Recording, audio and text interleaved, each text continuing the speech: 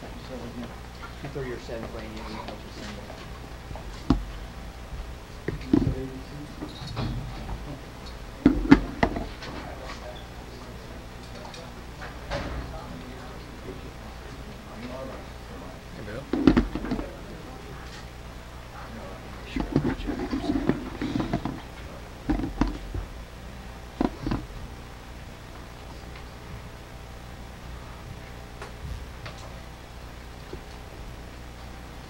Ready?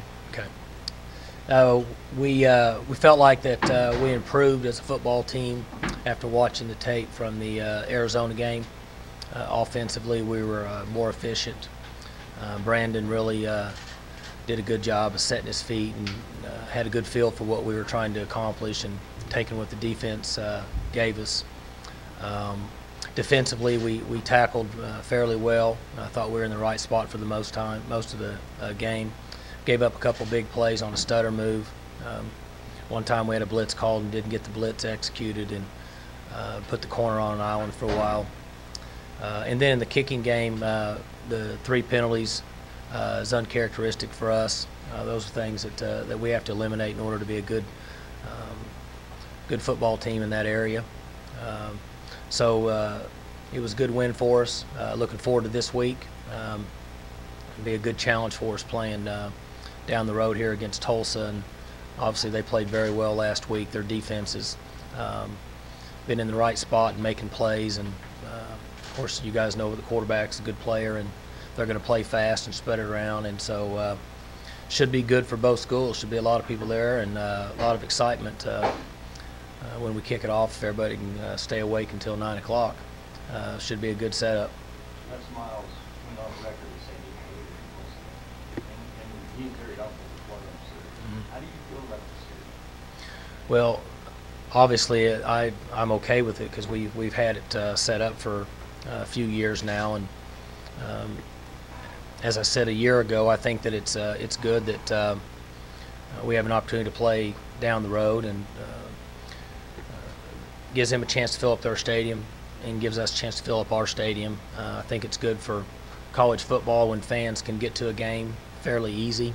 Everybody's so busy now with their own life that with kids and such, that if they can get to a ball game and enjoy it, I think it's good for college football. So we're in favor of playing it. I mean, but on an occasional basis, or Well, I think that all depends on what league we're going to be in the future. 2, which way we decide to go based on our road games. It's too early to say right now. We had some guidance last year. Right now, I'm not sure that we have enough to really say what's best for Oklahoma State. If there's a chance we can play it, to answer your question, I'm not against playing the game. isn't there more value in Oklahoma State playing in Tulsa than any other road game you Value. because of the market? Because there's so many OSU people in Tulsa. Well, I think it's really good for Oklahoma State people. They can get to the game. There's such a big following in the Tulsa area that it becomes another home game for them. Essentially, they can get there easy, 20, 30-minute drive, and I'm guessing they'll be tailgating with their friends, so it's very fan-friendly. Mike, what about the 9-10 kick? I asked Bill Young a little bit ago, and he's been around this business as long as anyone, and he can't remember ever starting a game that late.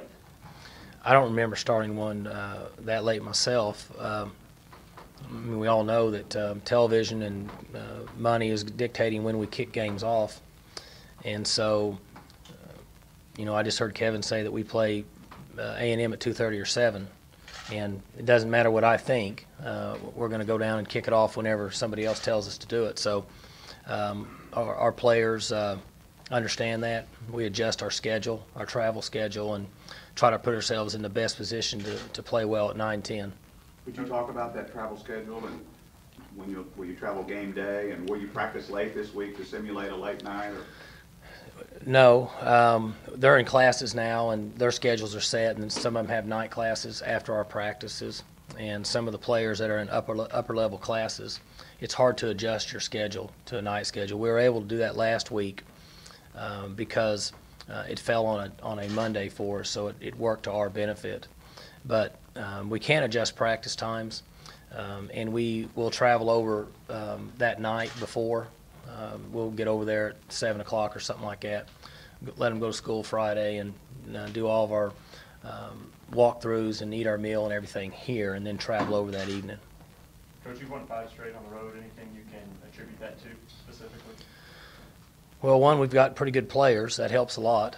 And I think our guys understand working together.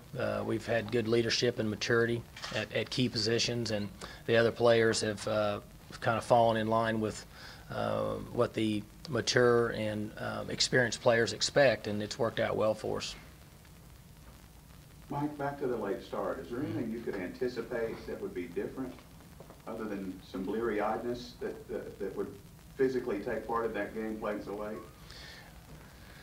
With 18, 19, 20, 21, 22-year-old kids, they're okay with it. The coaches are the ones that struggle. I mean, you get around 9, 10, it's about time that in most cases that I'm going to leave the office, and at 10 o'clock I'm asleep. So I would think the adjustment would be for the staff and obviously the fans. There'll be a big adjustment for them. Our return time to Stillwater's ETA is 3 a.m. It's going to be a 4-hour game, time you get in there and out and leave. So it spills over into to an early Sunday morning for the coaches, and then the players will sleep in and they'll come in later. But there is some effect for a week or two. Late nights like that can affect you. How big is a game like this for you, recruiting-wise? There's a lot of players in Tulsa have come to OSU. A lot have to choose between those two schools. How big is it for your program? Well, they're all big now, and I've mentioned this the last few years. Questions that will come up on, is this a big game, or the Tulsa game, or a conference game? They're all big now because they're all on TV, and everybody knows about every game. All you got to do is go online. And so the days of playing a television game and people seeing you for recruiting, that particular game being bigger than the other, they're all big now because everybody sees everything that we do. Mike, you guys jumped on Tulsa pretty good last year. What, as you looked at their defense this year, anything different, or are they pretty similar with what they were doing last year now that Bill's the head coach over there? There's a few changes with what Coach Guy has. More what we have been accustomed to and Coach Graham was a little more variety to what he had done. Now they've only played 2 games, and so we have just a little bit to go on, but we see a lot anyway. Our offense over the last 10 or 12 games has seen just about every down front and every blitz and stunt and every linebacker fire that you could see. So we see a lot. So we just kind of have to base our game plan on what we project them to do, and then adjust as the game goes on. What are your thoughts about Bill Blankenship through the years? I mean, he was coaching high school ball when you played high school ball. What are some of your recollections or memories of his legacy as he's established? Well, he's very well known in this state. Bill's a first-class person and a good football coach. And Coach and I used to do a camp together in the early 90s when he was at Union, and I had just started coaching here. And we worked together in that camp for several years, and he's obviously done very well, and I have a lot of respect for him as a person, not only as a coach. The crackback flags you got the other night, has there been more clarity on that? Because it seems like that can be a very confusing rule. What's interesting is I watched some games on and off throughout the weekend, and it's been called quite a bit. And without having the tape to run back, I'm not sure if some of it was called on the perimeter that we had, or it was just inside. I think a mixture of both, but I did notice I saw it called more across the country than I've seen. And so the rule has changed, and obviously it's something. Well, there's 2 things that are happening. One, there's a difference based on where the offensive player starts. Okay, I now can speak intelligently about this because I found out. Second thing is that they've made it a point to watch for it, so that's why you're seeing it called more. But in some of the tape that we've seen, crossover tape from other games, it's not been called. So, and I don't know who's to blame for that. I don't know if it's the new rule. I don't know if some officials aren't seeing it as much as others, but I only know that our coaching staff is to blame for what did get called because we didn't do a good job of instructing to our players the rule change and how much of a point they were going to make of it. And I think that that's taken place as of last Friday. We'll review it again tomorrow. But it is considerably different than what it has been in the past.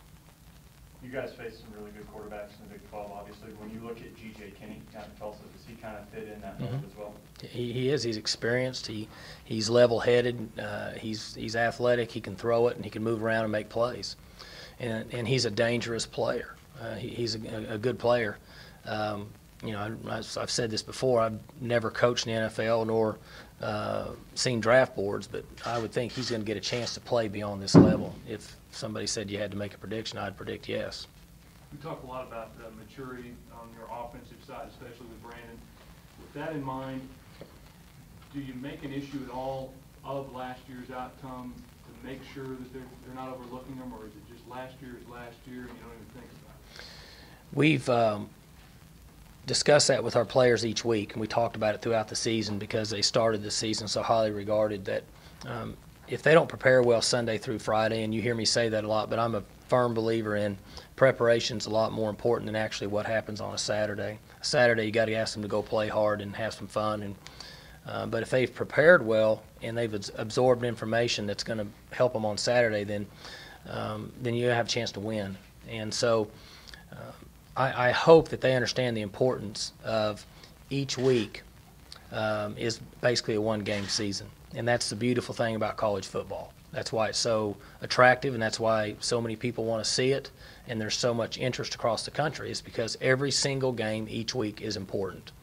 And if you just reflect back on what happened over the weekend, and we talked about it last night at practice, last night, that there were teams that on paper may have been better and still lost the game. And so that helps with trying to get them prepared for the next week. Coach, Jeremy Smith, despite not being the featured back, has been in the end zone 6 straight games getting to last year. What makes him touchdown maker? Well, Jeremy is coming in fresh and running really hard. And he's one of the young men that I talk about that's really changed his mental approach to the game in 12 months. And he enjoys playing football, and he's bought in, and he's grown up. And a success story even up to this point. And so I really see both of those guys the same in my mind. Now I know Joe's got more carries and more yards, but when the other one's in, it doesn't concern me. And so if you remember, 6 weeks ago or 8 weeks ago, I mentioned that I want those two to be able to give us more than what one Kendall Hunter did, because the other one can stay fresh. And so when Jeremy comes in, he's fresh, and you have a defense that may have already played 30, 40, or late in the game 50, 60 plays, and so their body is starting to taper down, and he's fresh and he's running through them. And we like him in that situation because he's pretty powerful. He's low to the ground, and he's 210 pounds.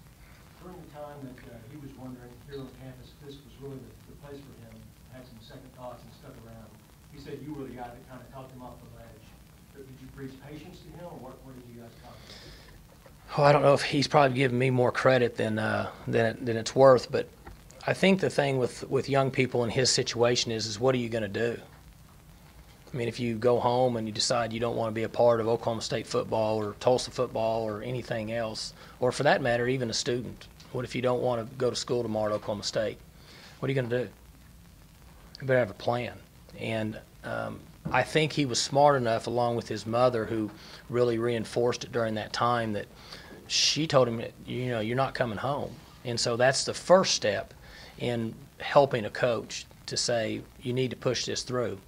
And I think he realized that. And if you talk to him at some point, if he ever opened up about it, I think he's really thankful that he decided to fight through it, because he's a good kid that was just having a hard time. We all go through it. It's part of life. And maybe when he got home, he thought, I don't know what I'm going to do. I don't know how I'm going to pay for school. I'm going to have bills, be paying loans back for 10 years. I got a free education, a chance to be a part of a team. It's a pretty good setup. So I think that was as big a factor as anything. Mike, as a head coach, other than changing the offensive jerseys to white the week you play on the road, the first time you go on the road, that first week, and this team... Do we have to wear white on the road? Huh? Do we have to wear white on the road? I don't know. Anthracite. What's that? Anthracite. whatever. I don't know. but Okay.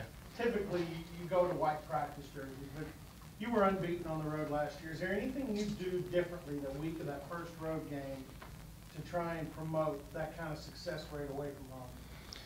We talk about there'll only be 72 or 3 or 4 of us that go, and you're in a stadium that's going to have more fans that are yelling for the home team than us. And so when you put together 25 or 30 people on our staff and the student trainers and managers that are with us, you know, you're up around 120 people on your sideline, and it's us against everybody else. And you have to stay strong, you have to support each other. Your attitude, your body language, your demeanor is very, very important on the road. And other than that, we don't say anything else about it. We prepare for crowd noise each week, so that's something that is part of our normal routine. Have you been in that stadium to watch high school games? Anytime recently? Not recently, but I have before. I just wondered if you've been in there since they redid the stadium. Haven't. So you haven't been in that stadium for a football game since '95. Did you ever think that they would commit what was necessary to redo the stadium and to build that building in the north end? And did you ever see that coming to you? I don't know that I ever really thought about it, but when I was over there in a long time ago, I don't remember how long it was, in the locker room, you know, they were a long ways off then, but about the same time, so were we. It wasn't like this was a great place to hang out in our visitors' locker room either. So I don't know a lot about Tulsa.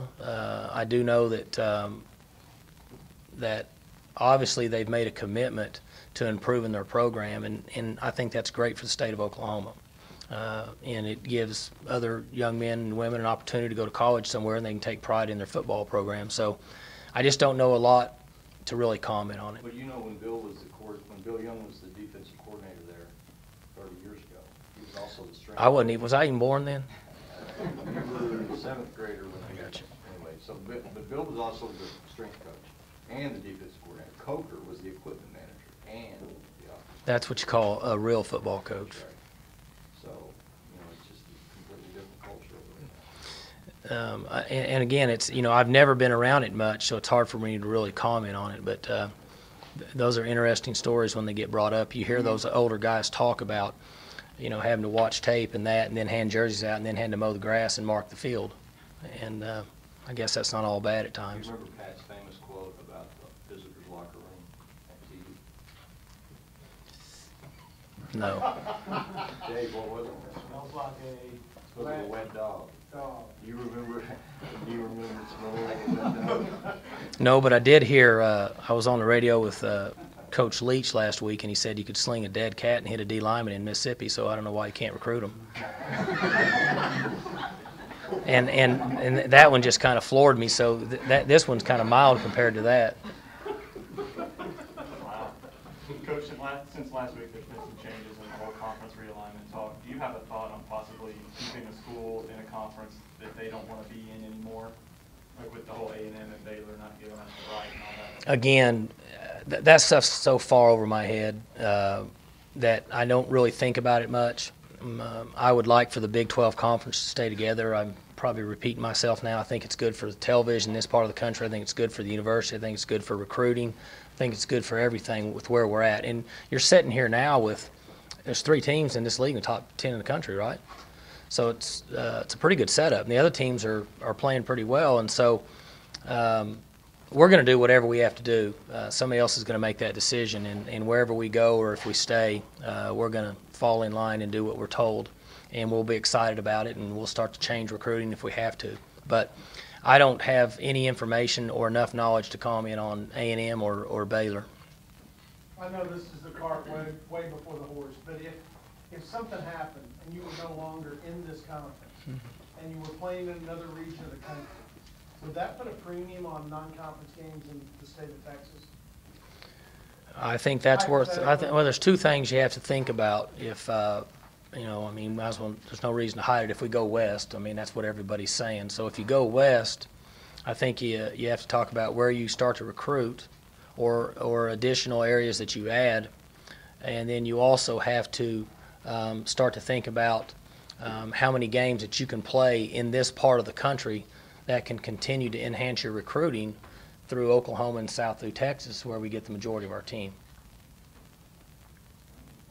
How do your guys pass the time until 9 p.m.? They're hoping to sleep in a little more. And you can't, coaches or players, you can't sleep on a game day. You lay there and you try to sleep, and you think, wow, this is good, I could sleep in, then you can't sleep. And so, you know, we have late meal, we have an early meal for them, the ones that get up early, and then we have a later one that they're required to be at. And then after that, we go through extensive walkthroughs in all three phases.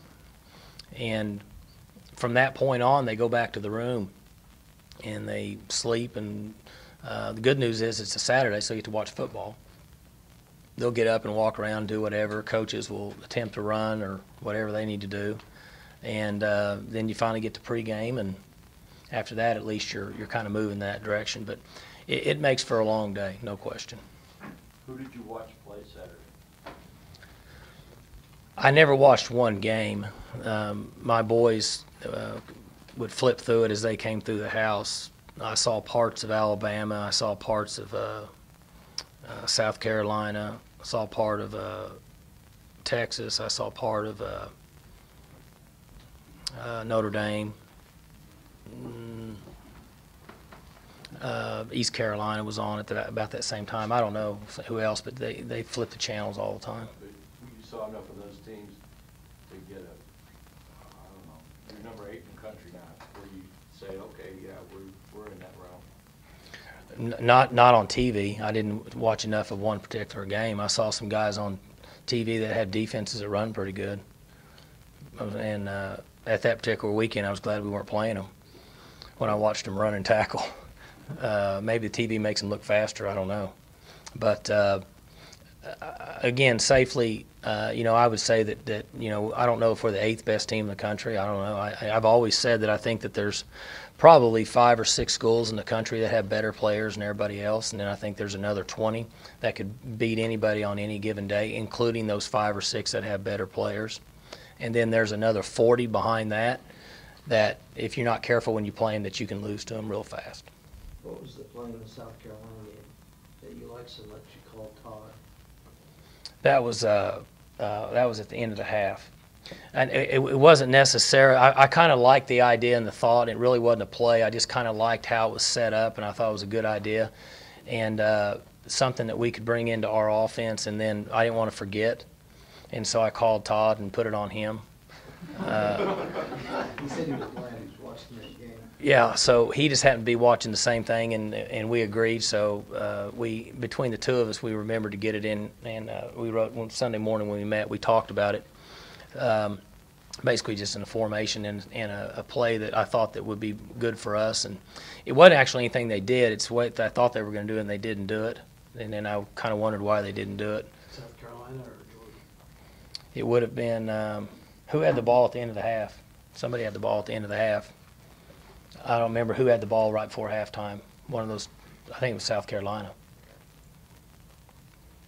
Coach, who do you watch on Sunday? Do you try to make time to watch former players like Dan Bailey or Des Bryant? You know, I don't watch any NFL unless I'm in the dressing room changes before I come out to practice. And last night, I was changing to come out because we practiced at 7:40 and the Cowboys started at 7:15ish or something. And I was in there and I saw Dez make his 3 catches, and then I saw Dan Bailey kick a PAT. So when I came out here, I told the fellas, I said, the Cowboys just scored, and all 7 points were by our Cowboys. 6 by Dez and 1 by Dan. So that's all I saw yesterday until I got home last night at with 7 minutes to go in the game with the Jets. No, not the Jets.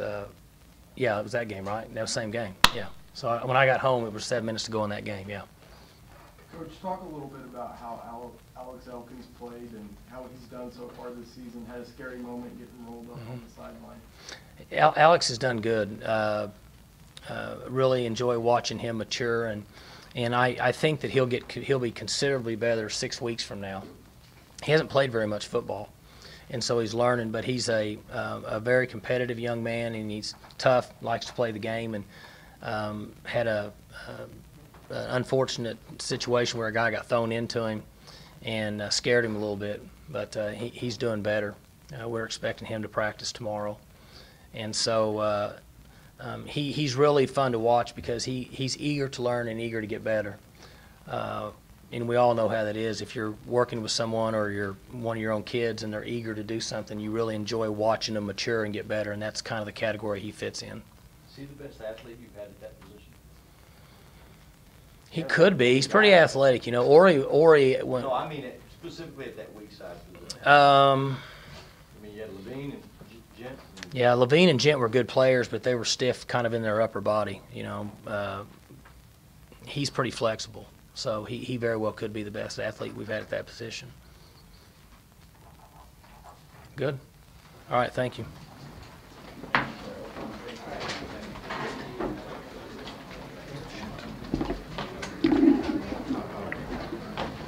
Hang on a minute, make sure that's yours. That's you? That's me. Thank you.